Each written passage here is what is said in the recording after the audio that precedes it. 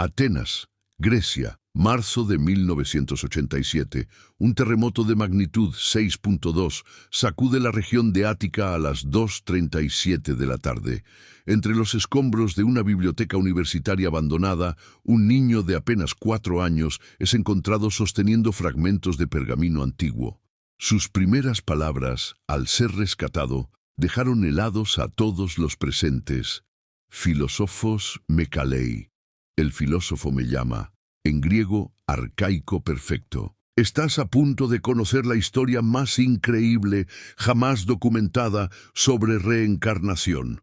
Un caso que dejó sin respuestas a todos los especialistas en lenguas antiguas de Europa y que hasta hoy permanece sin explicación científica. El niño se llamaba Nicolás Christopoulos, hijo de un panadero local y de una maestra de primaria. Una familia común, sin ninguna conexión con estudios clásicos o arqueología. Antes del accidente, Nicolás era un niño normal que apenas lograba formar frases completas en griego moderno. Pero cuando despertó en aquel hospital de Atenas, 3 días después del terremoto, algo había cambiado por completo. Ya no era el mismo niño, relató su madre María con lágrimas en los ojos. Hablaba palabras que yo nunca había escuchado. Dibujaba símbolos extraños en el aire con los dedos, y sus ojos parecían cargar la sabiduría de toda una vida. La primera persona en presenciar algo realmente extraordinario fue el doctor Yanis Stavros, neurólogo del Hospital Evangelismos. Durante un examen de rutina, Nicolás miró directamente hacia un papiro egipcio que decoraba la pared del consultorio y dijo, con la seriedad de un adulto, «Este hombre murió de tristeza. Perdió su biblioteca en las llamas de Alejandría». El doctor Stavros quedó completamente impactado. El papiro era una réplica de un documento funerario que ni él mismo podía interpretar completamente. ¿Cómo un niño de 4 años podría saber sobre la biblioteca de Alejandría? Pero esto era solo el comienzo. Los días siguientes al terremoto fueron una montaña rusa de emociones para la familia Christopoulos. Nicolás había despertado del coma con heridas leves, pero su comportamiento era completamente diferente. Durante las primeras 48 horas, el niño permaneció en silencio absoluto, observando todo con una intensidad perturbadora. Fue María, su madre, quien presenció el primer evento inexplicable. Era la madrugada del 4.º día cuando escuchó a Nicolás hablando solo en su cama del hospital. Pero no eran balbuceos infantiles. Era una conversación fluida, como si estuviera hablando con alguien invisible. Didáscale. Pote epistrepso, maestro. ¿Cuándo regresaré?, preguntaba el niño al aire. María quedó petrificada. Su hijo estaba usando la forma más arcaica del griego, una variante que ella solo había escuchado en documentales sobre la antigua Grecia. La enfermera Sofía Papadaki, que llevaba 20 años trabajando en el hospital, nunca había presenciado algo así. El niño hablaba como un erudito, recordaría años más tarde. Sus gestos, su postura, incluso la forma en que movía las manos al hablar, parecía un filósofo dando una cátedra. Pero lo que realmente alarmó a todos fue cuando Nicolás comenzó a dibujar, no con crayones infantiles, sino con carboncillo que había encontrado en el suelo. Sus dibujos no eran garabatos típicos de un niño de 4 años, eran diagramas geométricos perfectos. El teorema de Pitágoras, la espiral dorada, símbolos que ni los médicos reconocían. El doctor Stavros decidió llamar al profesor Dimitris Komnenos, especialista en griego clásico de la Universidad de Atenas. Cuando Komnenos llegó al hospital y escuchó a Nicolás recitar fragmentos completos de textos filosóficos que supuestamente nunca había estudiado, su rostro palideció. Este niño está citando textos de Heráclito que solo existen en 3 manuscritos en todo el mundo, murmuró el profesor temblando, y los está recitando con la pronunciación exacta del siglo VI a.C. La transformación era indiscutible. Pero la revelación más perturbadora aún estaba por venir. 2 semanas después del terremoto, el profesor Komnenos tomó una decisión que cambiaría todo. Quería poner a prueba los conocimientos de Nicolás en un ambiente controlado, lejos del hospital y rodeado de expertos. El lugar elegido fue el Museo Arqueológico Nacional de Atenas, específicamente la sala de manuscritos antiguos que no estaba abierta al público. El 15 de abril de 1987, a las 10:30 de la mañana, Nicolás entró por primera vez al museo de la mano de sus padres. Lo que sucedió en los siguientes 40 minutos quedó registrado en video por el propio museo.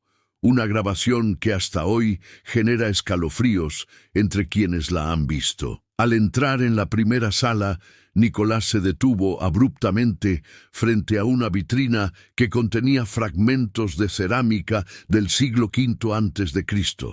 Sus pequeños ojos se fijaron en una pieza específica, un ostracón con inscripciones apenas visibles. Sin que nadie le preguntara nada, el niño señaló la pieza y declaró con voz firme: «Estas líneas hablan de guerra. Alcibíades fue traicionado por sus propios generales. El escriba que grabó esto lloró mientras lo hacía porque sabía que la democracia moriría». El silencio en la sala fue sepulcral. La doctora Elena Marcou, la curadora principal, sintió que las piernas le temblaban. Ese ostraco había sido desenterrado apenas 6 meses antes en una excavación secreta cerca del ágora. Las inscripciones eran tan tenues que incluso los especialistas más experimentados necesitaban lupas y horas de estudio para descifrarlas. «¿Cómo puede un niño de 4 años saber sobre Alcibíades?», susurró la doctora Marcou al profesor Komnenos. «Ese fragmento ni siquiera está catalogado oficialmente. Apenas 3 personas en Grecia conocen su contenido». Pero Nicolás no había terminado. Se dirigió hacia otra vitrina y, sin dudar, señaló un papiro parcialmente destruido. «Mi maestro escribió esto», dijo con naturalidad. «Habla sobre el alma y sus transformaciones, pero falta la parte más importante. Está enterrada bajo el templo». Los ojos del profesor Komnenos se llenaron de lágrimas. Acababa de presenciar algo que desafiaba todas las leyes de la lógica. Pero esto era apenas el comienzo de una jornada que cambiaría sus vidas para siempre. En los meses siguientes, la vida de la familia Christopoulos se transformó por completo. Nicolás desarrolló una obsesión inquietante por todo lo relacionado con la antigua Grecia. No era curiosidad infantil, era algo más profundo, más desesperado, como si estuviera intentando recordar algo vital que había olvidado. Cada mañana, el niño despertaba preguntando por sus papiros. María y su esposo Costas no sabían qué hacer. Su hijo rechazaba los juguetes típicos de su edad y pasaba horas contemplando libros de filosofía griega que había pedido prestados de la biblioteca local. Pero lo más perturbador era que no los leía como un niño aprendiendo. Los revisaba como alguien que está verificando si el contenido era correcto. «Esto está mal», murmuró un día Nicolás, señalando una traducción de Platón. «Las palabras sobre el mundo de las ideas están cambiadas. Mi maestro nunca dijo eso así». Sus padres intercambiaron miradas preocupadas. ¿Qué maestro? ¿De qué hablaba su hijo? La situación llegó a un punto crítico en julio de 1987, cuando Nicolás comenzó a tener pesadillas. Pero no eran sueños típicos de un niño. Despertaba gritando frases en griego antiguo, hablando sobre el fuego que se acerca y la necesidad de salvar los textos sagrados. Una noche, María lo encontró dibujando mapas detallados de lugares que supuestamente nunca había visto. «Tengo que ir a casa», le dijo Nicolás a su madre, señalando uno de sus dibujos. «El oráculo me está esperando. Los textos están ahí, bajo las piedras sagradas». El dibujo era increíblemente detallado. Mostraba el santuario de Delfos con precisión arquitectónica. El profesor Komnenos, quien se había convertido en un visitante frecuente de la familia, reconoció inmediatamente la exactitud del mapa. «Este niño ha dibujado la disposición exacta del templo de Apolo. le explicó a los padres con voz temblorosa. Incluso ha marcado cámaras subterráneas que fueron descubiertas por arqueólogos apenas hace 2 años. La decisión fue inevitable. A pesar de sus miedos, María y Costas accedieron a llevar a Nicolás a Delfos.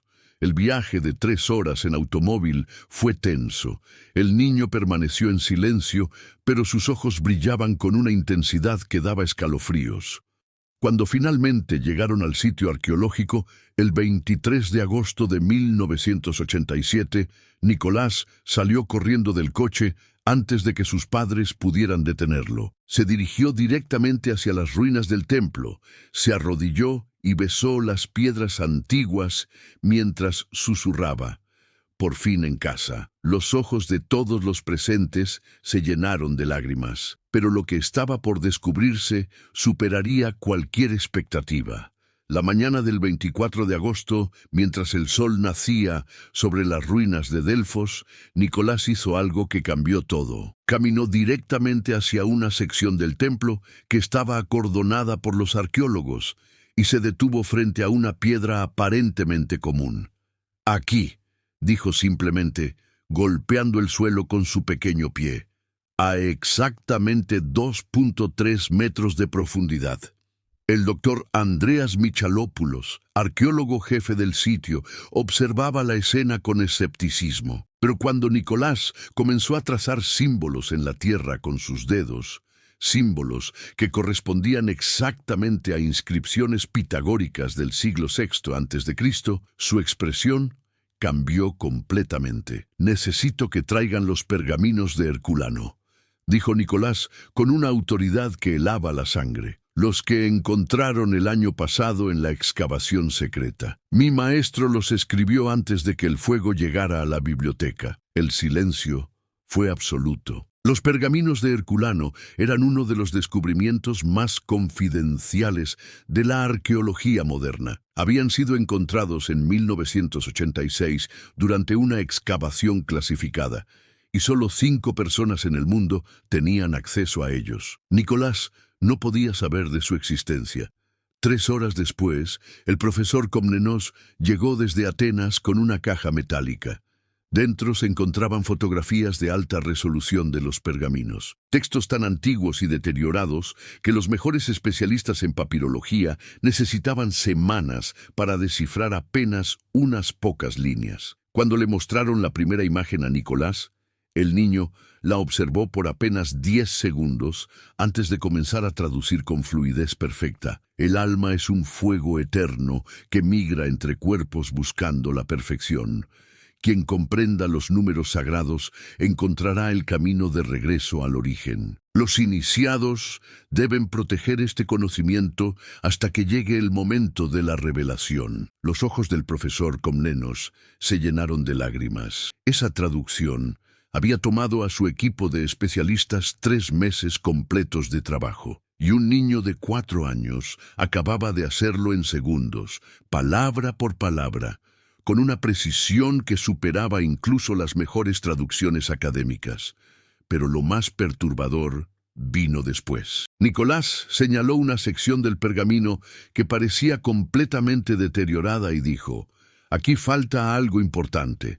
El resto del texto está enterrado donde les dije, exactamente 2.3 metros bajo la piedra sagrada». La excavación comenzó esa misma tarde, y lo que encontraron desafió toda lógica conocida. A las 6:30 de la tarde del 25 de agosto de 1987, en una carpa improvisada junto al sitio de excavación, se realizó la sesión más extraordinaria jamás documentada en la historia de la arqueología moderna. El doctor Stavros había traído equipos de grabación profesional desde Atenas, mientras que 3 cámaras de video registraban cada momento desde diferentes ángulos. Presentes en la carpa se encontraban el profesor Komnenos, el doctor Michalopoulos, la doctora Sofía Evangelou, especialista en dialectos griegos antiguos de la Universidad de Oxford, y el doctor Markus Weber, papirólogo alemán considerado la máxima autoridad mundial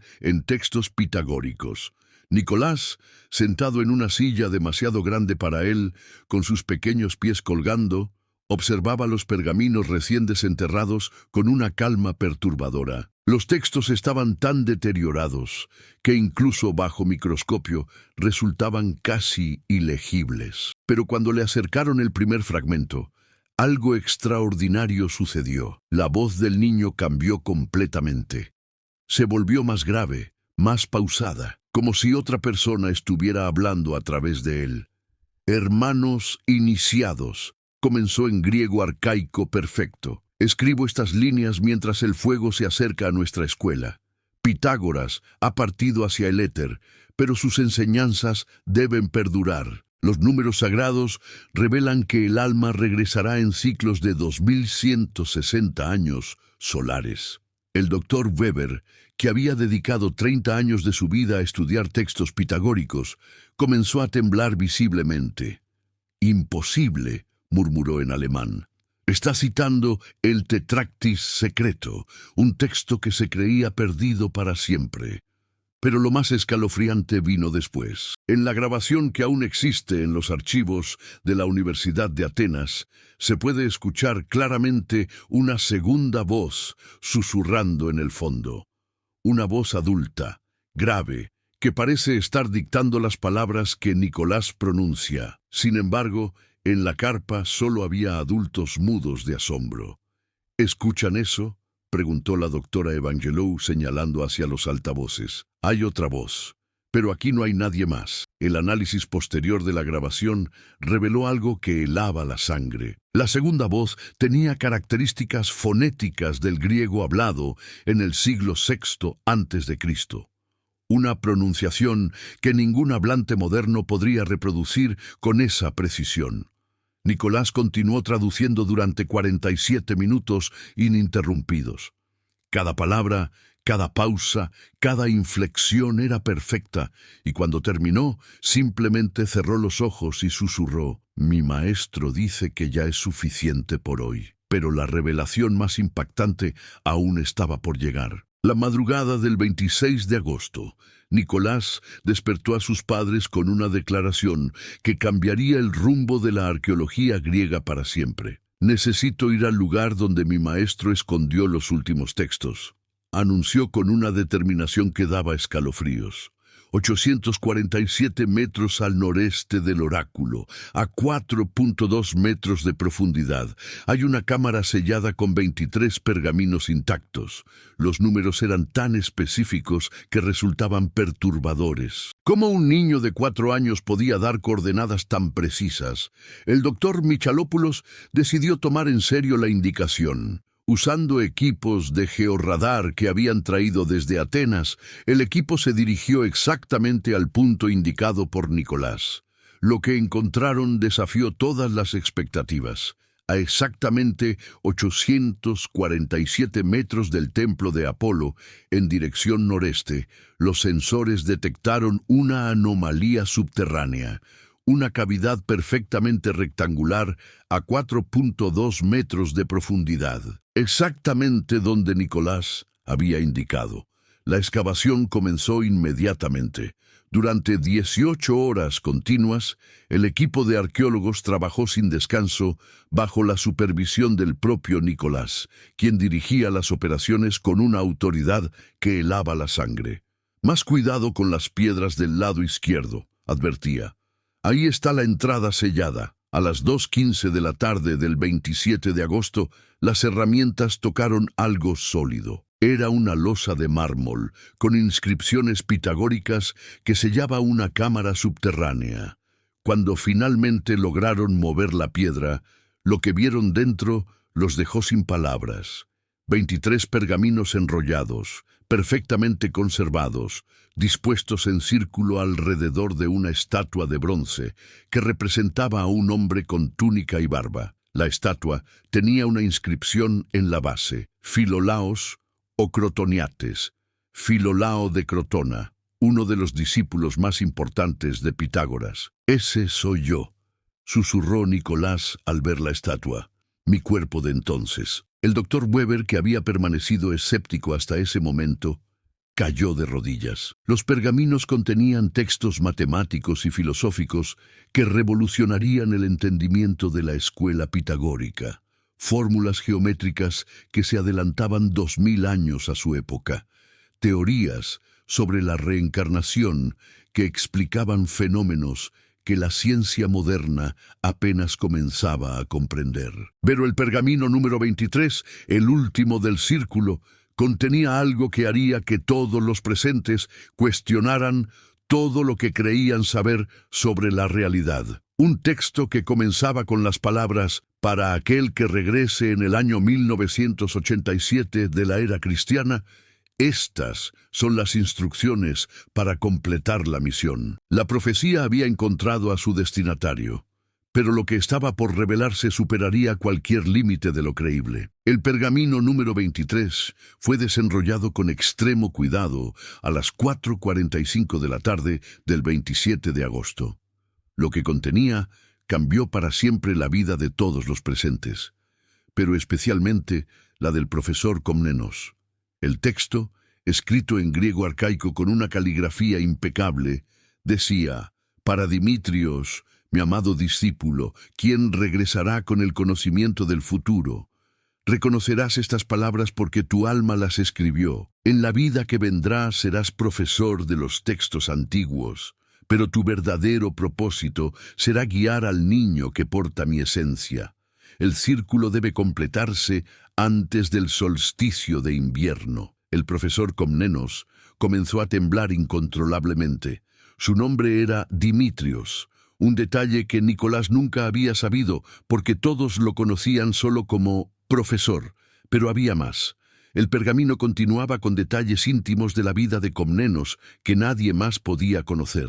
Su cicatriz en la mano izquierda, su miedo secreto a las alturas, incluso el nombre de su primer amor de la infancia. «¿Cómo?», murmuró con lágrimas rodando por sus mejillas. «¿Cómo puede este texto saber todo esto?». Nicolás se acercó lentamente al profesor y con una ternura que partía el alma, puso su pequeña mano en el rostro del hombre. «Porque tú eras mi mejor amigo, Dimitrios», dijo con voz suave.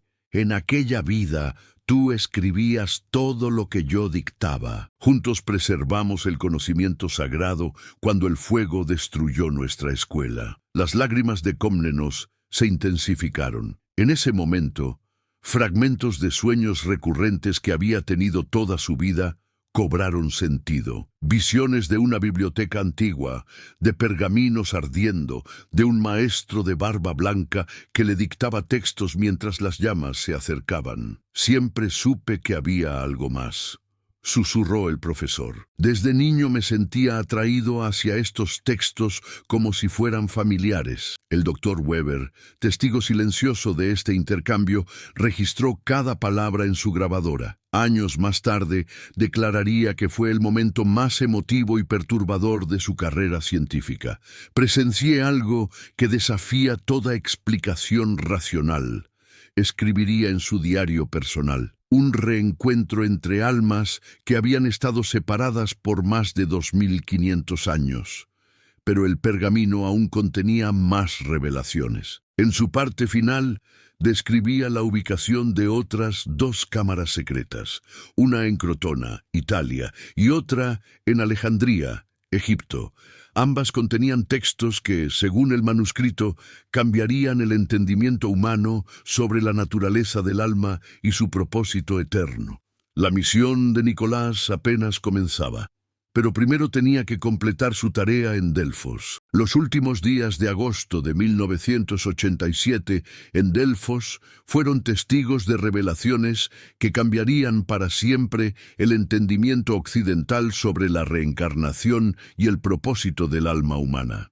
Nicolás, guiado por conocimientos que desafiaban toda lógica, llevó al equipo a una tercera cámara secreta ubicada directamente bajo el ónfalos, el centro sagrado del mundo antiguo, a 8 metros de profundidad, exactamente donde el niño había indicado. Encontraron lo que los arqueólogos considerarían el descubrimiento más importante del siglo XX, la biblioteca personal de Pitágoras. intacta después de más de 2500 años. 73 pergaminos enrollados contenían los secretos más profundos de la escuela pitagórica. Textos sobre la transmigración del alma que describían con precisión científica fenómenos que la física cuántica apenas comenzaba a explorar en 1987. Fórmulas matemáticas que demostraban la conexión entre la conciencia y la estructura del universo. Mapas detallados de otras civilizaciones antiguas que poseían conocimientos similares, pero el pergamino central, el más largo y elaborado, contenía la doctrina del retorno eterno, un texto que explicaba cómo ciertas almas avanzadas regresaban en momentos críticos de la historia para preservar y transmitir conocimiento sagrado. Según este documento, Nicolás no era la primera reencarnación de Filolao. Había regresado antes como un escriba en Alejandría durante el incendio de la biblioteca, como un monje copista en la Edad Media, como un erudito renacentista. El alma del conocimiento no descansa, tradujo Nicolás con voz serena. Regresa cada vez que la humanidad está a punto de perder sabiduría esencial. Esta vida presente es crucial porque la especie humana se acerca a un punto de no retorno. Los textos sagrados deben ser revelados antes de que sea demasiado tarde. El doctor Michalopoulos, quien había documentado cada momento, sintió un escalofrío al comprender la magnitud de lo que habían descubierto. No se trataba solo de arqueología, era una misión cósmica que había esperado milenios para cumplirse. Los pergaminos también revelaron la ubicación exacta de 12 bibliotecas secretas distribuidas por todo el mundo, desde Machu Picchu hasta la meseta de Giza, desde los monasterios del Tíbet hasta ruinas submarinas en el Mediterráneo. Cada una contenía piezas de un conocimiento universal que, según la doctrina pitagórica, podría elevar la conciencia humana a niveles nunca antes alcanzados. Nicolás cerró los ojos y suspiró profundamente. «Mi trabajo aquí está completo», anunció. «Pero la misión real apenas comienza. Los humanos tienen 33 años para encontrar y proteger estos conocimientos». Después de eso, su voz se desvaneció. Pero la implicación era clara. El reloj había comenzado a correr. El 3 de septiembre de 1987, exactamente una semana después del último descubrimiento, algo extraordinario sucedió. Nicolás despertó, siendo nuevamente un niño de 4 años normal. Los conocimientos imposibles habían desaparecido. Ya no hablaba griego arcaico, ni podía traducir textos antiguos. Era como si la misión hubiera terminado y el alma antigua se hubiera retirado, dejando al niño vivir su vida normal. Pero el impacto de lo ocurrido se extendió mucho más allá de la familia Christopoulos. Los pergaminos descubiertos revolucionaron el mundo académico. Las universidades más prestigiosas de Europa iniciaron expediciones secretas hacia las 12 ubicaciones mencionadas en los textos. Para 1990 ya habían confirmado la existencia de cámaras selladas en 8 de los 12 sitios indicados. Sin embargo, surgió un fenómeno inquietante que los investigadores denominaron síndrome de Delfos. Desde 1988, más de 200 niños alrededor del mundo comenzaron a manifestar conocimientos imposibles sobre civilizaciones antiguas. Un niño de 6 años en Perú que hablaba quechua arcaico y dibujaba mapas precisos de Machu Picchu. Una niña de 5 años en Egipto que traducía jeroglíficos con fluidez perfecta. Un pequeño de 7 años en la India que recitaba textos sánscritos perdidos hace milenios. Y aquí, hermanos mexicanos, algo que les va a sorprender. 3 casos fueron documentados en México. Un niño en Palenque que describió rituales mayas que nadie conocía. Una niña en Teotihuacán que hablaba náhuatl clásico sin haberlo aprendido jamás. Y un pequeño en Chichén Itzá que dibujó con exactitud cámaras secretas bajo la pirámide de Kukulcán. Todos tenían algo en común. habían sufrido algún tipo de trauma o accidente antes de desarrollar sus habilidades extraordinarias, y todos, sin excepción, mencionaban la misma fecha límite, el año 2020. El doctor Komnenos, quien dedicó el resto de su vida a estudiar este fenómeno, escribió en su último artículo académico: "No estamos ante casos aislados de reencarnación. Estamos presenciando una activación masiva de almas antiguas que regresan con una misión específica. La cuenta regresiva hacia algo trascendental ha comenzado". Nicolás Christopoulos creció para convertirse en un arquitecto normal, sin recuerdos conscientes de lo ocurrido. Pero cada 23 de agosto, el aniversario de su primera visita a Delfos, experimenta sueños vívidos donde una voz antigua le susurra: "La misión continúa". Los archivos completos del caso Christopoulos permanecen clasificados en los sótanos de la Universidad de Atenas, pero las expediciones a las bibliotecas secretas continúan. Hasta la fecha, se han recuperado más de 3.000 textos antiguos que desafían todo lo que creíamos saber sobre nuestro pasado. ¿Será posible que el alma humana trascienda la muerte para cumplir propósitos que van más allá de una sola existencia? ¿Y qué significa realmente esa fecha límite que tantos niños han mencionado? Una fecha que, hermanos mexicanos, ya pasó. ¿Qué sucedió en 2020 que nosotros no alcanzamos a ver? Si conoces algún caso similar al de Nicolás, o si has sido testigo de eventos que desafían la explicación científica, compártelo en los comentarios. Porque quizás, solo quizás, estos no sean eventos aislados, sino parte de algo mucho más grande que está por revelarse.